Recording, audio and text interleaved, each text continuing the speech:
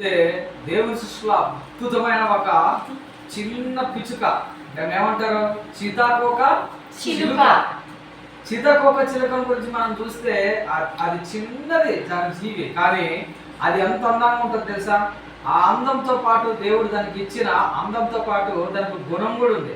అదేం చేస్తుందంటే ఒక పుష్పంలో ఉన్న పువ్వులో ఉన్న మకరాన్ని, అంటే పువ్వులో ఉన్న స్వీట్ని ఆస్వాదిస్తుంది.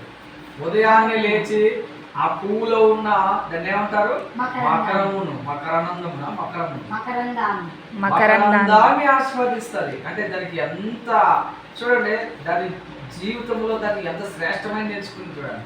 పువ్వులో ఉన్న మకరందాన్ని అది ఆస్వాదించడానికి అది అక్కడికి వెళ్ళి దాని మీద వ్రాలి ఉన్న పుష్పంలో ఉన్న ప్రతి పుష్పాన్ని వెతికి మరి తీసుకుంటారు. అయితే ప్రతి మనిషి దాన్ని చూసి నేర్చుకోవాల్సింది ఏంటంటే, ప్రతి మనిషి ఈ మకరందాన్ని దగ్గరికి రావాల్సిందే. ఏంటి మకరందం? పరిశుద్ధ గ్రంథం. మనమంతా వచ్చి ఆ సీతాకోక చిలుక ఎట్లయితే పుష్పంలో ఉన్న మకరందాన్ని ఆస్వాదిస్తుందో అది తింటేనే జీవిస్తుంది, బ్రతకగలదు.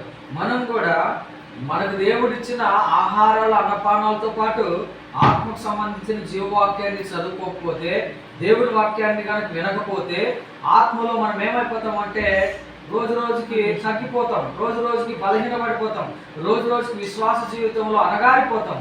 అందుకనే ఒక్కసారి సీతాకోక చిలుకను చూస్తే అది లేచి ఉదయాన్నే వెళ్ళి పువ్వుల్లో ఉన్న మకరందాన్ని స్వీకరించి ఎంతో ఆహ్లాదకరంగా అది ఆ స్వీట్ని అనుభవిస్తుంది, తింటుంది, జుర్రుకుంటుంది.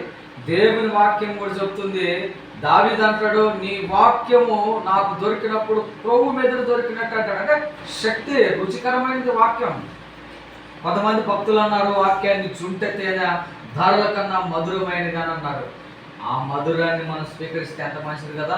సీతాకోక చిలుక దాని గురించి మనము ప్రస్తావన తీసుకొని దాని గురించి సర్చ్ చేస్తే అది గొంగలి పురుగు ఒకప్పుడు, కానీ ఆ గొంగలి పురుగు సీతాకోక చిలుకగా మారడానికి సుమారు ఒక 40 రోజుల పాటు అది ఏం చేస్తుందంటే ఒక గూడు కట్టుకొని గూట్లో నుండి బయటకు రాకుండా అక్కడే నివసిస్తుంది.